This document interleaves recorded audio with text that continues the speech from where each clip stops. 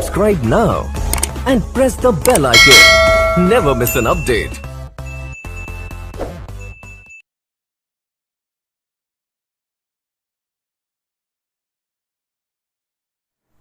Hello everyone, welcome back to our channel Amit Sahu Meet. आज की हमारी पोयम है from the passing of Arthur, जो कि अल्फ्रेड लॉर्ड टेनिसन के द्वारा लिखी गई है। पहले इसके टाइटल का अर्थ समझ लीजिए। फ्रॉम द पासिंग ऑफ अर्थर, ये जो अर्थर लिखा है ये एक राजा का नाम है। जो एक और अर्थर होता है, वो अर्थर का मतलब कवि होता है, लेकिन उसकी मीनिंग अलग होती है। उसकी मीनिंग AU से स्टार्ट होती है, लेकिन यहाँ पे AR से स्टार्ट हुआ है। यहाँ पे एक राजा है और उसका गुजरना, फ्रॉम द पासिंग ऑफ अर्थर मतलब अर्थर का गुजरना। ये किंग एक अर्थर का नाम है, राजा का नाम है अर्थर। आगे देखिए, अल्फ्रेड लॉर्ड टेनिसन के द्वारा यह पोयम लिखी गई है। ये जो अल्फ्रेड लॉर्ड टेनिसन है, विक्टोरियन एज के सबसे महान, आप लेखक भी कह सकते हो, पोएट भी कह सकते हो, सबसे महान लेखक और पोएट थे। तो चलिए थोड़ा हम इसके टाइटल देख लेते हैं, अबाउट द पोयम के थोड़ा बारे में जान लेते हैं। पोयम में एक्चुअली कहा क्या गया है। तो यहाँ पे जो टेनिसन है, ये जो पोयम ली गई है टेनिसन की, एक बहुत ही बड़ी पोयम, एक कलेक्शन था, मोर्टे डी अर्थर। ये उनकी एक कवि बुक थी, उसी बुक से ये पोयम ली गई है। अच्छा, उस बुक में है क्या, उस बुक में यही लिखा गया है कि जो एक राजा अर्थर है, ये जो राजा अर्थर है, उसने एक प्रथा का प्रारंभ किया था। और जो प्रथा का प्रारंभ किया था, तो उस प्रथा का जो उद्देश्य था वो ये था कि निर्बल और कमज़ोर लोगों की सहायता करना। तो जब इस प्रथा को उसने प्रारंभ किया था, तो उसके बहुत से विरोधी उत्पन्न हुए। जब विरोधी उत्पन्न हुए तो क्या होता है कि बहुत से युद्ध होते हैं, और जब युद्ध होता है तो क्या होता है कि उसका ये जो अर्थर है, किंग अर्थर है, उसका एक वफादार, आप कह सकते हो, योद्धा था, बिडीवर। तो युद्ध जब लड़ाई होती है तो ये जो अर्थर है बहुत ज़्यादा घायल हो जाता है, लड़ाई में बहुत ज़्यादा घायल हो जाते हैं। और ये अपनी 3 रानियों और जो है एक योद्धा जिसका नाम बता रहे हैं बिडीवर, के साथ जो है एक नाव पे बैठ के एवेलियन द्वीप जा रहा था। तभी की ये कहानी है। ये जो पूरी पोयम लिखी गई है, राजा अपने 3 रानियों के साथ और बिडीवर के साथ। बिडीवर कौन है? उसका वफादार योद्धा है। उसके साथ बैठ के कहाँ जा रहा था? एवेलियन द्वीप जा रहा था।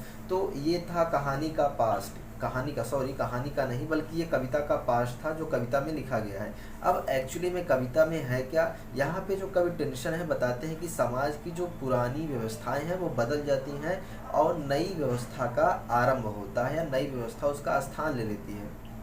और कहते हैं कि कोई भी अच्छी व्यवस्था यदि काफ़ी समय तक चल जाए तो वह अपना महत्व खो देती है और करप्ट, जो भ्रष्टाचार होते हैं, उसका जन्म दे देती है। फिर वह प्रार्थना के महत्व को बताता है, प्रेयर के महत्व को बताते हैं। वे मनुष्यों को जानवर से अधिक अच्छे नहीं होते जो भगवान की प्रार्थना नहीं करते। वो ये बताते हैं कि जो व्यक्ति भगवान को जानते हैं और भगवान की अगर प्रार्थना नहीं करते हैं तो वो जानवर से भी अच्छे नहीं होते। उसके बाद वो बताते हैं कि प्रार्थना भगवान और संसार के बीच की एक कड़ी है। इसके अतिरिक्त इस कविता में उपमा अलंकार का प्रयोग हुआ है, अभी दिखाते हैं। तो ज़्यादा टाइम न वेस्ट करते हुए चलिए शुरू करते हैं आज की वीडियो। यहाँ पे देखिए, and slowly answered Arthur from the barge. देखिए, बार्ज का मतलब होता है छोटी नाव, बार्ज का मतलब छोटी नाव, एंड का मतलब और, स्लोली का मतलब धीरे से, एंसवर्ड का मतलब उत्तर दिया, अर्थर का मतलब राजा अर्थर, फ्रॉम द बार्ज मतलब नाव से। नाव से राजा अर्थर ने धीरे से उत्तर दिया। उत्तर किसको दिया? बिडीवर को। अभी मैंने मेंशन किया था, बिडीवर कौन है? बिडीवर एक उसका वफादार योद्धा है। अब राजा अर्थर ने अपनी नाव से बिडीवर को धीमे स्वर में, धीरे स्वर में उत्तर दिया। क्या उत्तर दिया? The old order change yielding place to new. The old order, old का मतलब होता है पुरानी, और आर्डर का मतलब होता है प्रथा या परंपरा या प्रणाली। चेंज का मतलब क्या होता है? परिवर्तन होता है, बदलती है। क्या कहता है? पुरानी प्रणाली बदलती है। और यील्डिंग का मतलब प्रदान करती है, देती है। प्लेस टू न्यू का मतलब नए स्थान। ठीक, पुरानी प्रणाली या परंपरा बदलती है और उसके स्थान पर नई प्रथा आती है। तो आप पूरे का अर्थ कैसे लगाओगे कि राजा अर्थर ने अपनी नाव से बैठकर, अपनी नाव में बैठकर अपने योद्धा बिडीवर को धीरे स्वर में उत्तर दिया। क्या उत्तर दिया? कि पुरानी प्रणाली बदलती है और उसके स्थान पे नई प्रणाली का जन्म होता है या नई प्रणाली आती है। देखो, ऑर्डर का मतलब होता है प्रणाली कह लो, चाहे प्रथा कह लो, चाहे परंपरा कह लो। And God fulfils himself in many ways. And का मतलब और, गॉड फुलफिल्स का मतलब भगवान, फुलफिल्स का मतलब पूर्ति करता है, हिमसेल्फ का मतलब अपनी इच्छाओं को, इन मेनी वेज का मतलब कई तरीकों से। भगवान अपनी इच्छाओं की पूर्ति कई तरीकों से करता है। इसका अर्थ है कि जितने भी अच्छे या बुरे कार्य होते हैं वो भगवान की मर्जी से होते हैं। बात समझिए। यहाँ पे बाहरी अर्थ क्या लग रहा है कि अगर यहाँ पे बिडीवर अभी युद्ध में घायल हुआ है, अभी एवेलियन द्वीप जा रहा है, तो ये सिर्फ भगवान की इच्छा से हो रहा है, ना कि उसकी इच्छा से। यहाँ पे कह रहा है and God fulfils himself in many veg. भगवान अपनी इच्छा की पूर्ति कई तरीकों से करता है। कई तरीकों से करता है कि मतलब सारे काम भगवान की इच्छा से ही होते हैं। Lest one good custom should corrupt the world. Lest का मतलब कहीं ऐसा ना हो कि, लेकिन यहाँ पे क्योंकि का अर्थ लगा, क्योंकि वन गुड कस्टम, एक अच्छी प्रथा, कस्टम का मतलब प्रथा, शुड करप्ट का मतलब भ्रष्ट कर देती है, द वर्ल्ड का मतलब संसार को। यहाँ पे आप कहोगे कि एक अच्छी प्रथा पूरे संसार को क्या कर देती है? करप्ट कर देती है, भ्रष्ट कर देती है। अब यहाँ पे बात समझिए, एक अच्छी प्रथा तो नष्ट कर रही है, लेकिन यहाँ पे ओल्ड का अर्थ आया है, तो आप ऊपर से अर्थ लगाइएगा कि काफ़ी दिनों से चली आ रही एक अच्छी प्रथा पूरे संसार को भ्रष्ट कर देती है। चलिए नेक्स्ट स्टैंजा देखते हैं।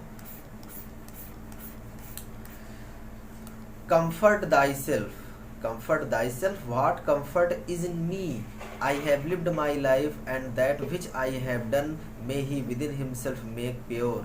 अब देखो, comfort thyself, देखो दाई का मतलब क्या होता है? तुम्हारा। दाई का मतलब तुम्हारा हुआ। अब यहाँ पे तुम्हारा का मतलब योर सेल्फ। कंफर्ट का मतलब आराम होता है, लेकिन यहाँ पे धैर्य का अर्थ लगेगा। वो जो अर्थर है वो बिडीवर से कहते हैं कि धैर्य अपने अंदर रखो।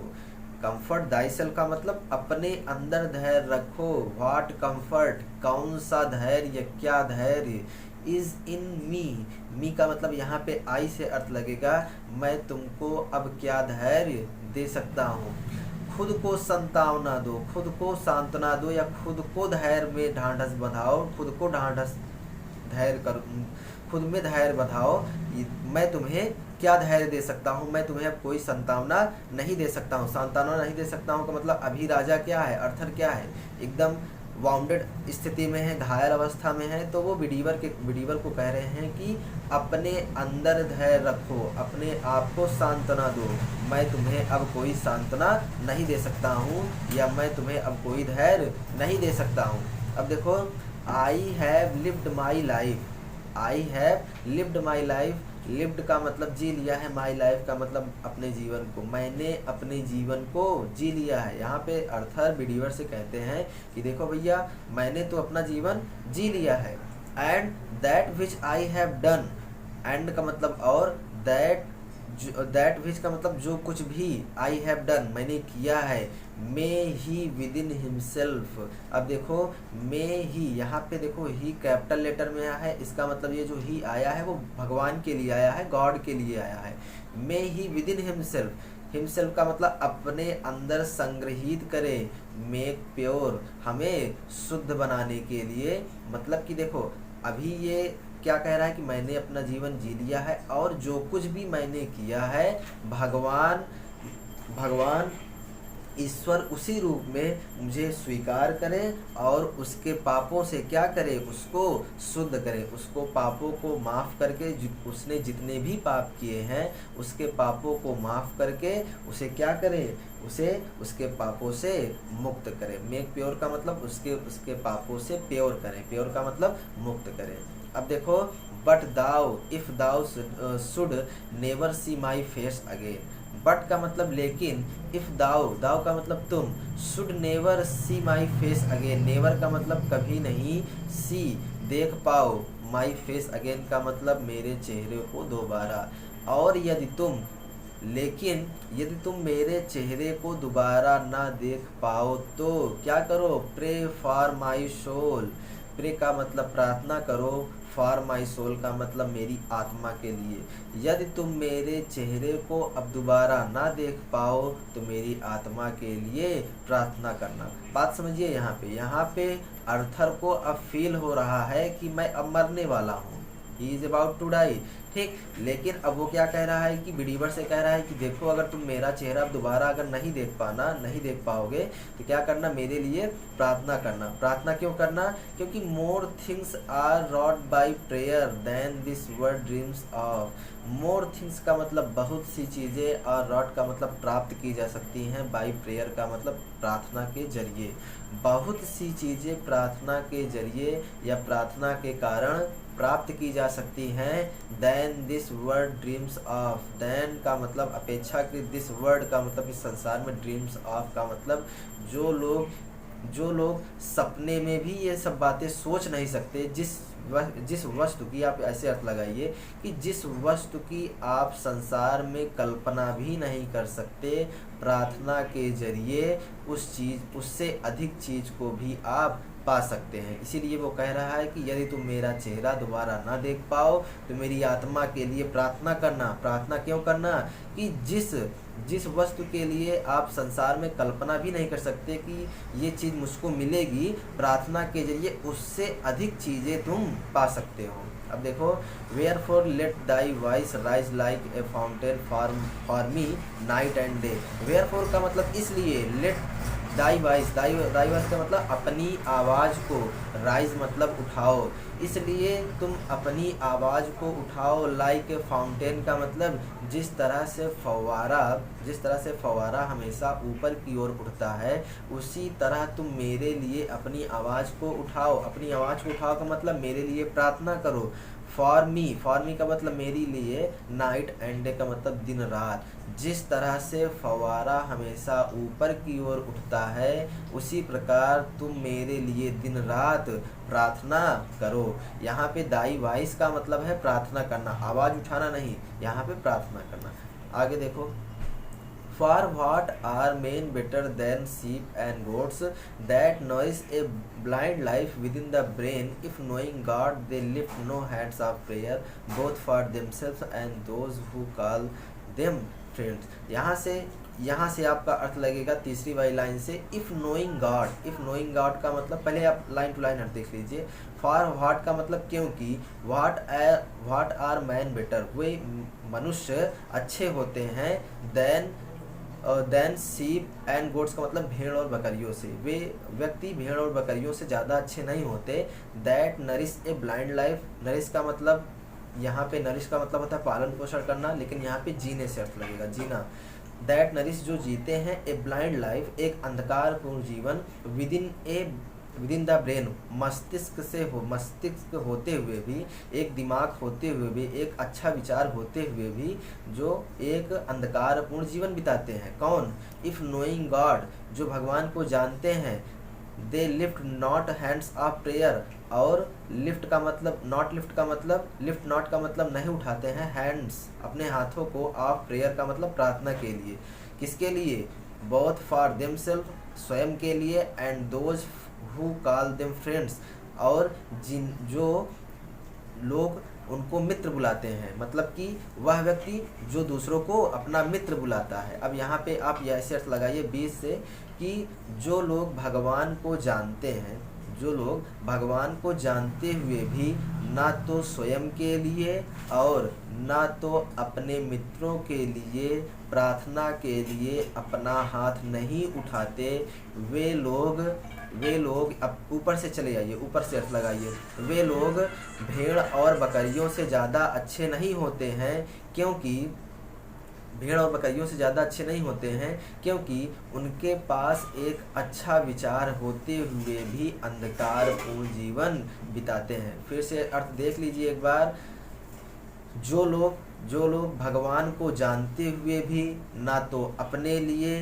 ना तो अपने मित्रों के लिए प्रार्थना के लिए हाथ नहीं उठाते हैं, वो लोग भेड़ और बकरियों से ज़्यादा अच्छे नहीं होते हैं, क्योंकि क्योंकि उनके पास एक अच्छा विचार, एक अच्छा मस्तिष्क होते हुए भी अंधकारपूर्ण जीवन बिताते हैं। यहाँ बात समझिए, यदि आप मनुष्य हैं तो भगवान की प्रार्थना करिए, यदि अपने लिए नहीं कर सकते हैं तो अपने चाहने वालों के लिए करें, अपने रिलेटिव के लिए, अपने फ्रेंड्स वगैरह के लिए करें। यदि आप ऐसा नहीं करते हैं तो आप जो है, जो एनिमल होते हैं, जानवर, उससे भी बेकार हैं। ठीक, अब आगे देखिए। Far so the whole round earth is every way bound by gold chains about the feet of God, but now farewell। देखो लास्ट की लाइनों में वो अलविदा ले रहा है। अलविदा ले रहा है का मतलब फेयरवेल का मतलब विदाई होता है ना, यहाँ पे अलविदा, और अलविदा का मतलब अब वो इतना कह के मर जाता है। कौन? राजा अर्थर। अब देखो फार, क्योंकि फार शो का मतलब क्योंकि द होल्ड राउंड अर्थ, पूरा संसार, पूरा पृथ्वी, क्या बाउंड, इज एवरी वे का मतलब हर जगह से, प्रत्येक रास्ते से या हर तरीके से। बाउंड का मतलब बंधा है, बाई गोल्ड चेन का मतलब सोने के जंजीरों के साथ। About the feet of God का मतलब होता है भगवान के चरणों में। क्योंकि अब यहाँ से आप अर्थ लगाइए, क्योंकि प्रार्थना एक कड़ी है जो सोने की जंजीर की सहायता से इस विश्व को संसार ईश्वर के चरणों में बांधती है। फिर से देख लीजिए, यहाँ पे प्रार्थना के बारे में बताया जा रहा था ना कि आप भगवान की प्रार्थना करिए, अगर तुम मुझे नहीं दोबारा देख सकते तो कम से कम मेरे लिए प्रार्थना करो। तो यहाँ आपको अपने से अर्थ जोड़ना पड़ेगा कि प्रार्थना एक कड़ी है जो सोने की जंजीर की सहायता से इस विश्व को ईश्वर के चरणों में बांधती है। बट नाउ फेयरवेल, लेकिन अब अलविदा। तो ये थी आज की हमारी पोयम, जो है बहुत ही अच्छी पोयम थी, from the passing of Arthur, जो कि अल्फ्रेड लॉर्ड टेनिसन द्वारा लिखी गई है। आई होप कि ये पोयम आपको बहुत अच्छे से समझ में आई होगी। यदि आपको कहीं भी कोई भी किसी लाइन में डाउट होती है तो आप जो है कांटेक्ट कर सकते हैं, जो है, या कमेंट बॉक्स में अपना कमेंट कर सकते हैं कि सर ये लाइन हमको नहीं समझ में आई है। सो आज के लिए इतना ही। So thank you for watching this video. I hope you liked it. If you liked it, hit the like button, share with your friends, and for many more videos of literature, subscribe to our channel Amit Sahu. Thank you.